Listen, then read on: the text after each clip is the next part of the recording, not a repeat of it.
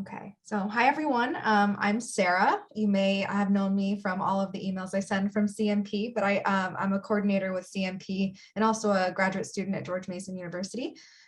So I'm really excited to start our CMP webinar series for 2022 with a returning initiative from 2021 on diversity, equity, inclusion, and justice. And our fantastic collaborators from Lacy Consulting, and just how this is going to go today. If you have any questions throughout the presentation, please use the chat function to type in the questions so that we don't interrupt the presentation, and I'll be monitoring them so that at the end I can ask the questions, but then you'll also be invited to unmute yourself and ask questions directly at the end of the presentation. So without further ado, I'll let our hosts introduce themselves. Hi, everyone. My name is Leander Lacy. I met some of you a little while ago in the first presentation we gave on our approaches to integrating justice, equity, diversity, and inclusion into the conservation standards. I'm happy to come back now working with FOS once again to look at how these different organizations are thinking about approaching their knowledge and attitudes and about this topic and their interest in this topic. And so for those of you that don't know me, I'm the owner and founder of Lacy Consulting Services. We provide three primary services: environmental social science, conservation planning, and justice, equity, diversity, and inclusion. And generally they kind of all they go across each other. And so we're excited to be presenting on this topic here today. My colleague Missy will be taking the primary part of the presentation, but I will certainly be buffering and adding in comments throughout the entire process. So yeah, I'll hand it over to Missy. Thank you, Leander. Yeah, and I already did say that we're going to be both kind of riffing off of each other for this presentation, so that's perfect. Yeah, so I am Missy. I also go by Marlissa, so whatever one seems fit for you, you go ahead. I'm an environmental social scientist at Lacy Consulting Services. So I was one of the students that got a master's degree from UW-Madison in environmental conservation, learning the conservation standards and hearing about FOS all the time. So it's just a pleasure to be able to do a project with you all. And so I've been at Lacy Consulting Services for the past year. We've done projects ranging a ton of different categories, but yes, I would say all of them really do incorporate this environmental social science side and the justice and equity. And so, yeah, we can get started here on this new journey of this DEIJ survey. Leander talked a little bit about the DEIJ stuff that he did for FOS a while back, but this was a survey just kind of getting to know CMP members and figuring out where they stand, where they are, and trying to figure out, where the communications can go after this. So yeah, essentially to begin with, we started with these goals of just understanding those gaps. A lot of organizations may not have done their internal DEIJ work. And they may have been already starting to approach DEIJ in the conservation field. So we wanted to figure out, where everyone's at and what sources people are using. And then from there, the other goal we have here is to just develop this approach that respects underrepresented communities in conservation. So this second goal kind of applies towards that conservation standards update of, incorporating DEIJ into conservation standards.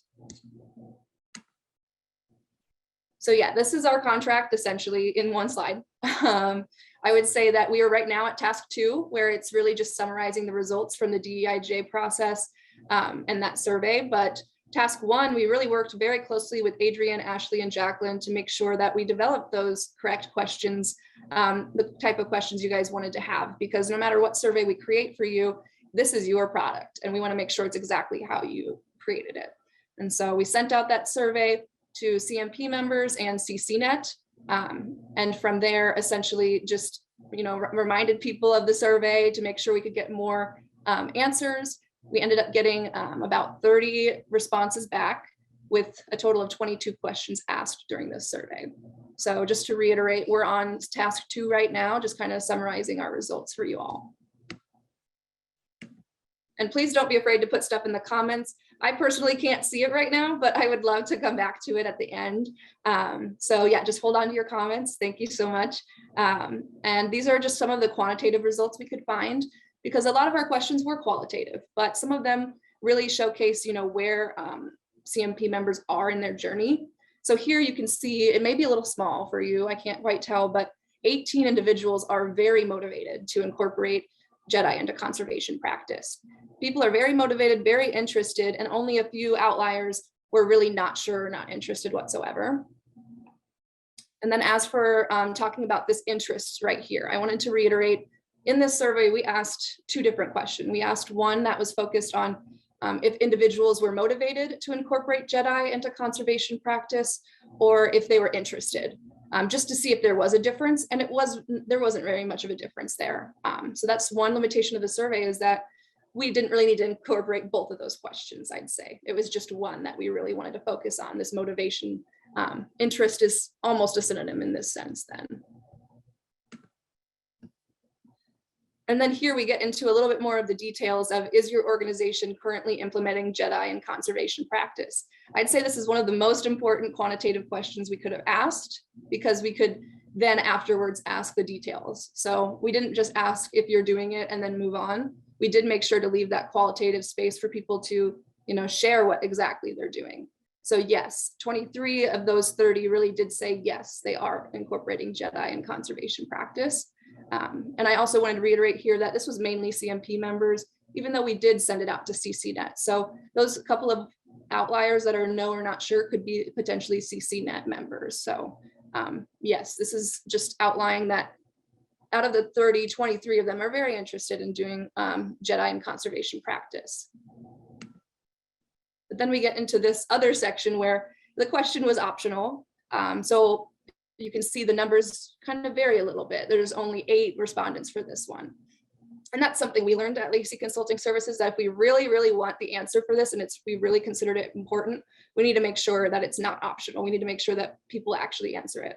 So overall, it's just a little bit split on would you be interested in participating, but the people that were interested really did give all of their contact information and would be interested in taking that next step. And we like to incorporate this question in here because that could be one of the potential solutions that we suggest for CMP to do next, is this JEDI working group. And this quote, I absolutely love it. This is something that I actually had to look and see if Leander was the one to say the quote, because this was something that was just beautiful to me. And it's one of your members that had said it actually in the survey itself. So there's this ethical imperative to do better, and JEDI concepts are tools that show us some shortcomings that need to be addressed. What got us here with conservation efforts won't get us where we need to go, and the evolution of our process needs to be driven by and/or infused with JEDI concepts. In doing so, we can better serve those who have the most to gain from our conservation efforts. So this slide is more so just advocating for, some of your organizations are really doing powerful work, and the fact that you can articulate this into a survey that wasn't paid is just very impressive on Lacy Consulting Services' point of view. So we just really appreciate that. Yeah, I had to go back and make sure it wasn't me, just to make sure. Like, wait, did I actually say that? No, it wasn't me. Nope. That's great. Yeah, so it's wonderful that, organizations are doing this. I just wanted to start that out, because then we go into the results and talk a little bit more in depth. But as an overarching theme, we're just impressed with some of the stuff your organizations are saying.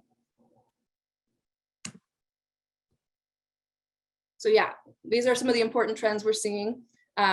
Like I just discussed earlier, we have that high interest and high motivation.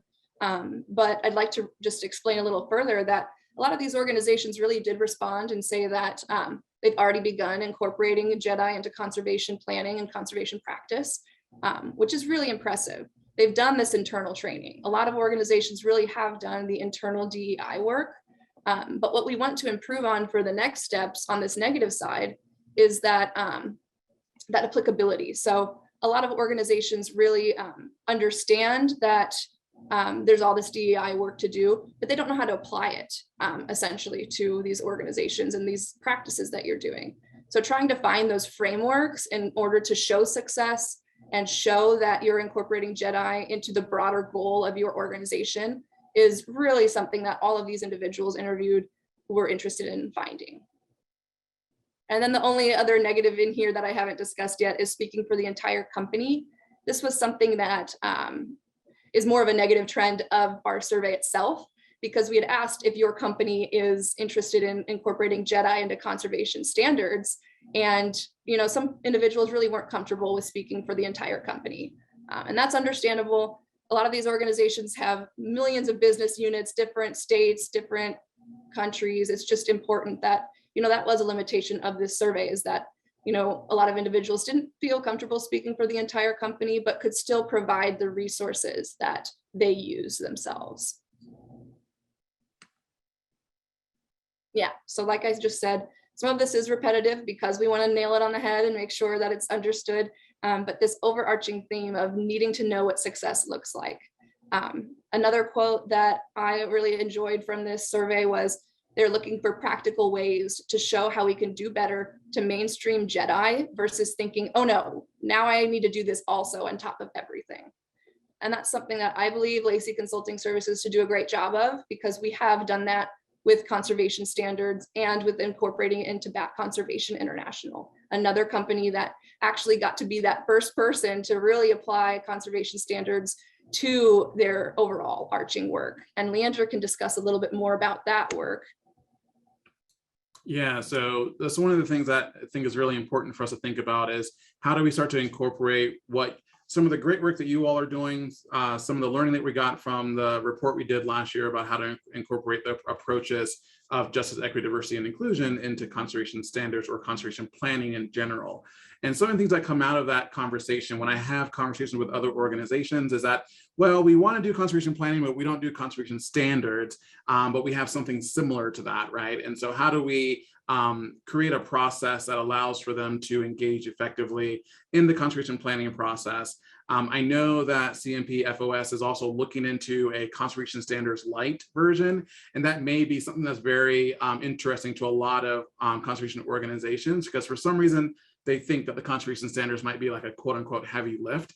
But as those of us who use it know, like once you get into it, it's not as difficult as you think it is, but I can see why it might be a little bit hesitating to begin with. And so we are working with various environmental organizations. So Missy brought up Bat Conservation International. They really took that report that we sent out last year and said, Leander, can your organization really help us overhaul our conservation planning process so that we can incorporate JEDI into each of the 5 stages of the conservation planning process? They already use conservation standards. They felt very comfortable with that. And so we've gone through an entire 6-month process with them on how to incorporate JEDI into the 5 steps of the conservation standards, and so that they can really rethink how they're doing their conservation work. And I remember at the end of it, just to kind of give a quote for you all to think about, one of the ladies said to me, once we did this work and we talked about how we incorporate these approaches, like, Leander, this is actually really easy. Why was it so hard for us to adopt this process?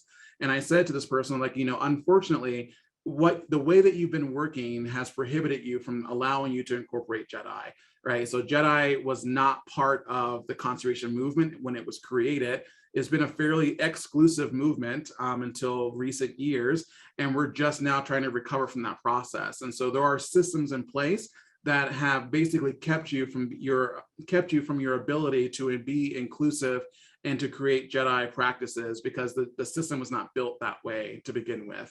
And so doing these workshops and doing this work with organizations like BCI and helping FOS and sharing out this content to a wider audience has been very helpful. So I know, Missy, we are going to be doing a presentation at which conference is this, alongside BCI and FOS? It's Society for Conservation Biology. And that's all of us together. It should be remote too, hopefully. And so, hopefully we can find a way to record that and share, because it is an instance where we can see that, having one example of a success of incorporating it could really help a lot of organizations start. Mm-hmm. Yeah. So I think there's a lot of great opportunities for us to continue to spearhead this work. And again, what we created was basically an Excel spreadsheet of the results from this survey that we provided to FOS. And I know I've talked to Ash and Adrienne. I would certainly love for them to speak up here in just a moment to talk about what they think are some of the outcomes from this particular results of survey round of surveys, just to kind of get a better understanding of how they see this might be applied into the future work that they're doing.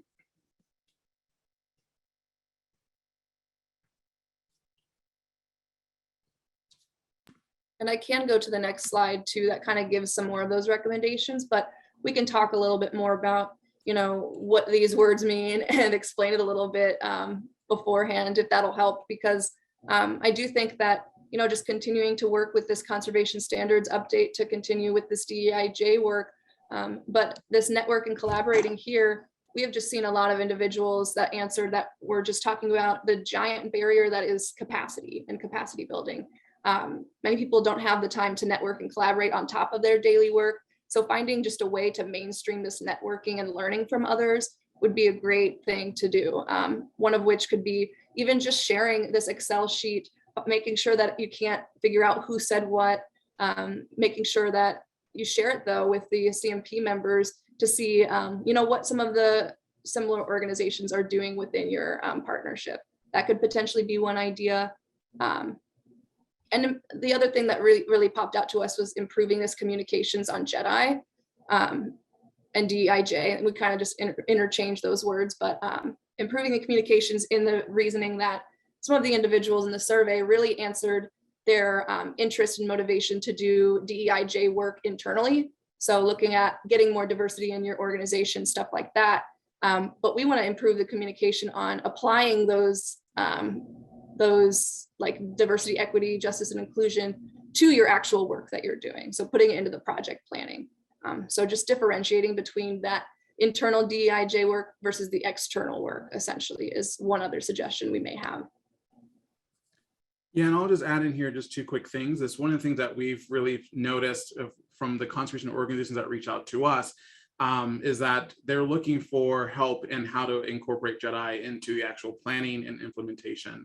And we talked about this in our last report, that even, and I think Missy might have noticed this too, even in this survey, people are doing planning, they're doing assessments, but they're not really implementing this work, or they're not really doing any sort of analysis of this work afterwards. So there still is a huge need for us to help conservation organizations get out of the assessment and planning phase and into implementation, analyze, adapt, and sharing out. So that still rings true from our last report to now. And then I would also add in here that there are groups such as CCNet, having conversations with Christina Lash from CCNet. They're trying to pull together JEDI committees too. And so it may seem like double effort when you have two sister organizations like this who are trying to accomplish the same thing. And so instead of having two separate committees, having one big committee that overlaps between CCNet and CMP is a recommendation that would be very helpful. And I know folks like Christina Lash from CCNet would certainly appreciate the extra capacity through the networking process. Yeah, so that just gets us into this last section of, really our next step is to just discuss this recommendations, discussing, with Adrienne and Ashleigh in this Zoom meeting, just figuring out what next steps we want to take. So we can get them to their slide now where we can talk a little bit more about those next steps. Yeah, great. Thank you. Yeah, so the recommendations that came out of the survey were incredible. And I'll just let you all know that we took this amazing effort from Lacy Consulting and we popped it into a Google Doc just so that we could share it as a product. So it's got all the same information as in their spreadsheet, but it's just a little bit more in like a PDF format. So you can find that and the work that we did with Lacy Consulting last year, the webinar that they have mentioned a couple of times, which is definitely worth a listen. If you missed that, I suggest you check that out. And so that link is on the bottom right of that page whenever you're ready to check that out. So our next steps, a couple of big things, and they kind of overlap a bit with what Leander and Missy have already shared, is that we'd like to continue holding, I should say, maybe reinstate some regular meetings for the CMP DEIJ Learning Initiative. We tried over the past couple of years to really start ramping up that committee, but many doodle polls later, and it's been very hard to get everybody around the same time. However, this time we have a bigger pool to draw from because of the survey. We had a lot of interest from folks across CCNet and CMP who would like to join. So I think that we'll be able to get more than 2 or 3 people on a call. So we can go forward with those calls in the future, and we're excited for that. We're also, from the CMP strategic side, going to be working with the folks who will be updating CMP strategic plan, which ends this year. I think it's the end of the cycle is 2022. We're going to help them think about how to incorporate some of the results from this survey into some actions that they can take. And we'll hopefully be using folks like Lacy Consulting to continue helping us implement those actions.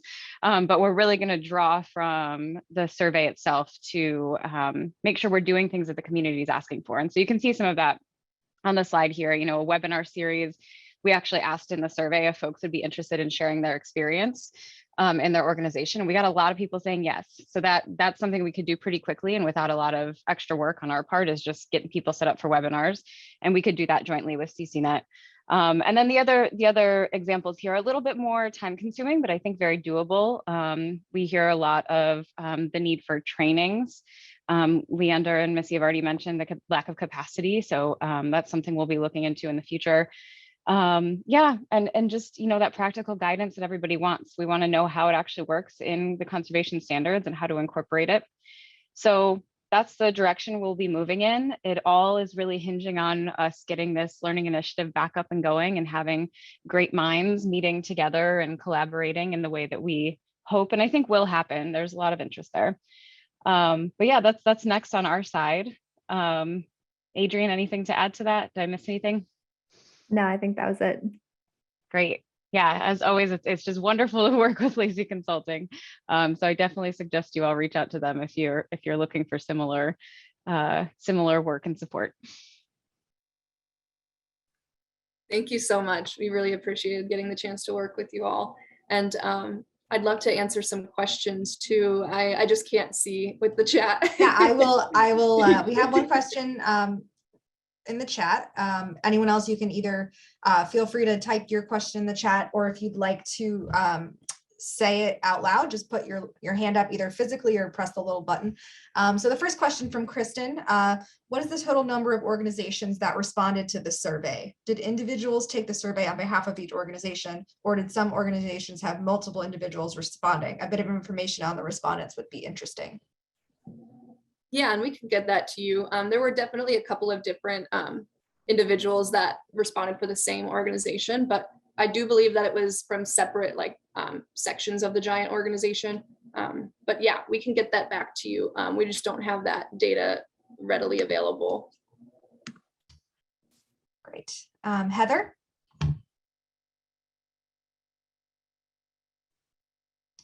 A bit to pull off my mute and my video. Can we go into gallery view so we can see everybody? Is that possible? Yeah, so if you stop sharing your screen, Missy, we should be able to go into gallery view. There you go. So hi, thank you so much for this presentation. That was lovely. I am curious too, how many different organizations are represented in this. This talk came up at the perfect time. I'm actually in the middle of a certificate program with eCornell on strategic HR leadership. And the course I'm in right now out of the 6 is diversity and inclusion. And I'm learning all kinds of things I didn't know before about this. And I'm curious if people in this process that you've been going through, if you've been really focusing on the difference between diversity and inclusion, and if you've used this if you're familiar with the inclusion assessment tool that's available to look at sort of inclusion at the organizational level, the work group level, and the individual level, and how those integrate and how those play out across each other. Was that part of the survey that you did? Was that a deeper dive that you did, or not at this level, at this stage yet? Yeah, I wouldn't say it's at the level of what we did for this survey. I mean, certainly from experience, I can talk to what you're talking about, Heather. Certainly when we talk about diversity and inclusion, diversity, that's what we talk about here at Lacy Consulting. It's just about numbers. It's just about getting, 50% men, 50% women, getting racial diversity, LGBTQ diversity, which is all great. But that's like the outcome of, that should be the outcome of inclusion, not the main focus. And so ultimately, when we talk about having 50% 50% men, 50% women, that's great, but do the women feel safe speaking up in that room? Are we using vocabulary that is male dominated jargon that, only is, really meant for men to be talking about, or language that and vocabulary that is only understood by certain types of people?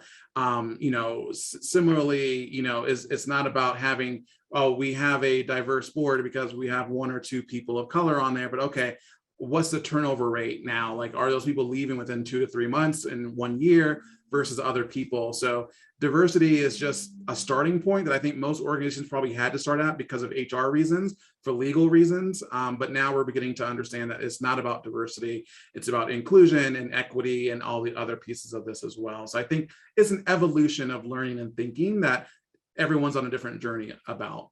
Okay, great. Thank you. Mm-hmm. And we actually did get a number for the organizations involved. So it's about 17 different organizations. So definitely some overlap, but I do remember seeing that some of the organizations really did do very different things that where those individuals came from. So yeah. Great. Okay, another question from Leonardo. Is identification of best practices of measures being implemented part of the survey? So it was not, I think, again, this was more kind of allowing for CMP to understand, and Ash and Adrienne, please let me know if I'm getting this wrong, but basically, how much do they need, what type of effort they need to put into really bringing the DEIJ to the CMP members, right? Is it going to be a heavy lift because no one's interested and no one cares? Or is it going to be a lighter lift and we can get started right away because now we know people are interested, right? So that's a lot of unknown information that was floating around. And so instead of assuming, they just wanted to know. And so we did the survey to really understand, what do CMP members really care about? What do they want to do? And so based on this, we know we can hit the ground running and start really integrating DEIJ webinars and topics and stuff like that. And it's not going to cause too much heartburn or conflict within the CMP membership. Yeah, and I might just add to that, Leander, that's exactly right. And we were also advised early in this process. First, Lacy Consulting gave us this really great document that kind of filled in some gaps and highlighted some needs for where we might crosswalk the conservation standards with better DEIJ concepts and components. And so that kind of that's kind of like the summary, the teaser for the work that we hope to continue doing in the future. We were advised that rather than jumping right into that work and immediately updating the conservation standards, that as CMP, we kind of held a mirror to ourselves and tried to understand really where we were all at and what work organizationally we needed to do at an individual organization level and at the CMP partnership level. And so this survey was aimed at filling those gaps of information so that we could start to then take the next step and continue our baby steps towards updating the conservation standards in a more informed way, instead of just doing it because we know it's important to doing it with, the right evidence and information about our partnership and also what's out there in terms of DEIJ materials. Great, thank you. Sarah? Hi, thanks, Sarah. Sarah's from Conservation Management, based in Australia. So I had a question really around, well, two. So one is around the respondents. So the difference in respondents so we've got a lot of NGOs or like kind of conservation organizations that use conservation standards.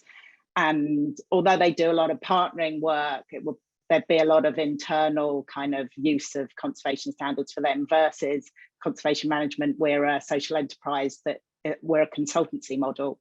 So we don't do conservation standards projects ourselves. We're mostly facilitating them for, Aboriginal organizations or government agencies. So understanding, what the kind of survey came back and whether there were differences between those two kind of organizations. Then the other one is kind of following on from that is, so there's the internal work that you can do on JEDI, but then there's also like, how do we influence others? So for us, we're kind of thinking about, so doing our internal work, but then also, then how do we support the organizations that we're working with? to be more inclusive and practice equity and justice. So are there plans to kind of support us all to, you know, influence others and support others to do this work as well?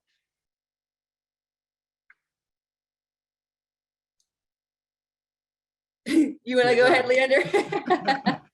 Yeah, I guess just towards the first question, Sarah, I don't think we, again, we can get the list of organizations and do a better breakdown at that sense, at that level, but we didn't really, that wasn't part of the scope of this. It's to really break down which organizations, kind of what their general, you know, what they were working on and the size and stuff like that. So, but I think we can easily get that information out to folks for the survey. So yeah, I think that won't be a problem, and we can give you a better response to that once we have that information. As to the other part, it's probably more of an Ash and Adrienne question about whether or not you all are going to actually do that. But I think that what you're bringing up, Zaraz, is exactly what the type of topic that should be brought up in this kind of JEDI or DEIJ committee that you all are hoping to form. I feel like those discussions will happen organically in that space, is what I would imagine would be the hope. Okay, thanks. And Ash, I'll just jump in here. So that is a big part of what we do want to bring up in the next phase following this survey. CMP, we just found out, we just realized that CMP is about to go through another strategic planning process. So it's actually really great timing, a good opportunity for us to really take this information and run with it. And we haven't entirely figured out what that's going to look like yet. But we've already opened up the discussion about those two different pieces about, you know, part of it has to be internal. And, you know, part of the reason that we went this direction initially is because we don't feel confident in providing advice on how you should influence other people until we figure out what's going on internally.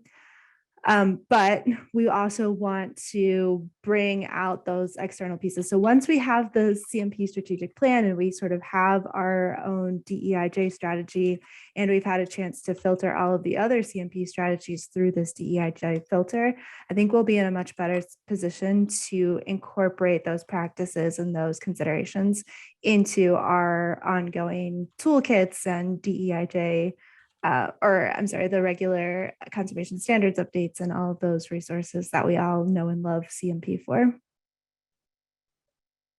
Thanks, Adrienne. That's good to know. I hope to be involved. We would love to have you involved. I appreciate, you know, sharing that. And that's one thing with our BCI work that we did that really resulted in something just so easy with that organization. Yes, it was a lot of heavy lifting up front, but they can apply that now to tons of other projects that they utilize. And so it's all about trying to make sure that we can do this work internally, but also externally without just overbearing the capacity, for sure. Leander, were you going to say something? Yeah, I was just going to add, you know, again, this is just part of the conversation, this wider conversation about how we make sure we integrate this work. And, you know, again, as I said it before, this really wasn't how we started the conservation movement. The conservation movement was not built on this. And so it is difficult to do this work. And by doing this work, we are going against the system because it wasn't created this way initially. And so as we begin to break the system and really integrate things like this into it, it'll become a lot easier. You know, one of my favorite quotes from Christina Lash from CCNet, she said to me, like, you know, people think that German language is like the hardest language to learn, right? But then if you ask a 4-year-old German child, she's like, no, this is the easiest language in the world, right? Because she's always done it. And so similarly for DEIJ work, because it hasn't been integrated yet, but once we do integrate it, and this is the norm, it'll just be a normal part of the process and it won't be seen as extra work. But right now it is seen as extra work because we haven't really required this of the conservation movement yet. But as it becomes more of a requirement and just business as usual, it won't seem so jarring and mission drift and all the other excuses that we use for why we don't do this.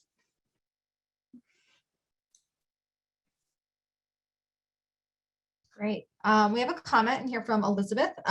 She says, I resonate with this challenge in balancing external and internal JEDI work. Speaking on behalf of environmental incentives, we've been focused first on our internal work, similar to the processes that Ash mentioned earlier, to make sure that we can live the work before we start guiding others to incorporate the JEDI values into their programs. So that's fantastic. have anything you want to add to that, Elizabeth, or anyone else want to comment on that? Only to say that it would be great to be involved in the future processes, and we'd be happy to share that we've been working with a partner, Cream City Conservation, to advance our JEDI strategy. And we're finally at the point now, just this month, that where we've released our JEDI strategy and are ready to begin actually implementing it internally. So would love to share our tools, what we've been learning along our process and our journey, and learn from others as well. Yeah, we talked, sorry. Oh, go ahead. We talked a lot about, working with organizations, different organizations, and trying to help with JEDI in that realm. But yeah, I think exactly what you're saying, just talking about improving it with yourselves is absolutely wonderful. So thank you for that comment. I really appreciate it. And yeah, I think that we just really enjoyed having the chance to speak with you all. So thank you. We have another question from Becky. How does the pursuit of improved JEDI practices in the field of conservation science differ from other disciplines or sectors? Any unique challenges or opportunities? Yeah, such a lovely question. Yeah. There are a lot of similarities, and at the same time, there's a lot of differences, which is why I think it's also been very difficult to integrate JEDI into conservation practice and planning. We have a lot of DEI consultants out there who can do great DEI work, but it tends to always land in the HR world. Once again, we kind of stay there, and I think that might be, I don't know if that's unique to other sectors as well. Maybe it is, maybe it isn't.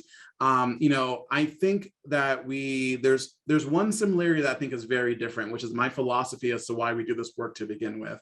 In the business sector, it's all about increasing diversity in order to improve innovation, which then improves the ability for us to, for them to have bigger financial breakthroughs because they have different perspectives in the room. They have more innovative ideas.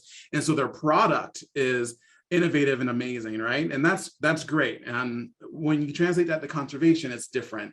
In conservation, a way that I talk about it and my philosophy about this is that, you might have heard me say this before, but our product is saving the world. Like, it's very different. It's not the same, right? Like, we literally are tackling issues like climate change and wildfires and sea level rise and sea level change. And so when we talk about JEDI work as a nice to have, as if it would be cool if we had more diversity in the space, right? That's not what we're talking about. We're talking about the fact that we can't tackle climate change, that climate change is happening alongside conservation, right? That wildfires are happening while conservation is in place because we have never really truly tackled JEDI. So our planet is dying because we don't have JEDI integrated into conservation. So that's why it's important to me, is that innovation, that what we're looking for, that what businesses are looking for in order to improve their bottom line, for us, it's helping us to tackle climate change and all these big topic issues, because those voices are not in the room and those voices may have the solution. And so we can't afford to not do JEDI because we will not be successful in conservation.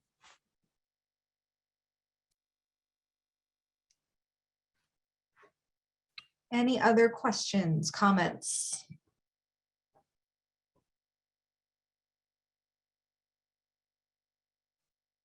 Going once.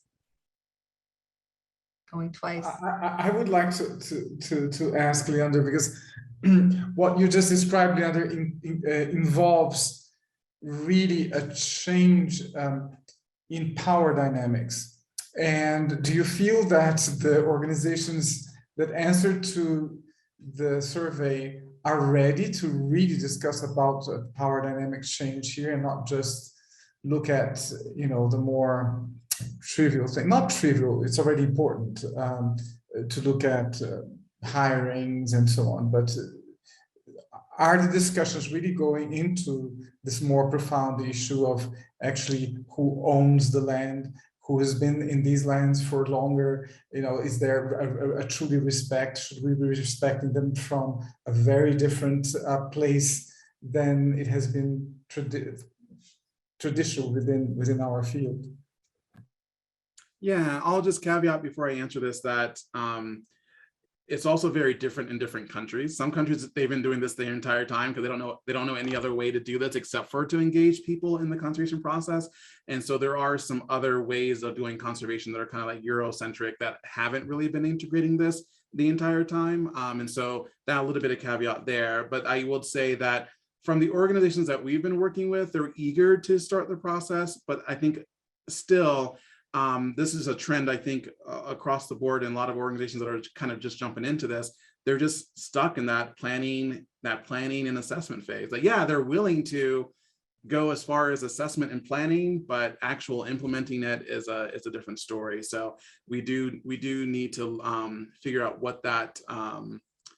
what are the actual activities or strategies that are going to get them from out of the planning phase into actually doing it, because they care and they think it's important. I'm not sure what they're missing to get to the implementation piece of it. Yeah, and it may just be that education aspect of sending out some of the concrete frameworks that we do have and some of the frameworks that were listed in this Excel document. So it may just be that educational realm where people aren't wanting to open up their minds to that potential of actually applying the DEIJ work to their work. So yeah, I think that maybe that educational aspect and outreach would be something that could potentially help. But yeah, I would agree with Leander that our organizations are somewhat ready, but not quite ready to make that jump.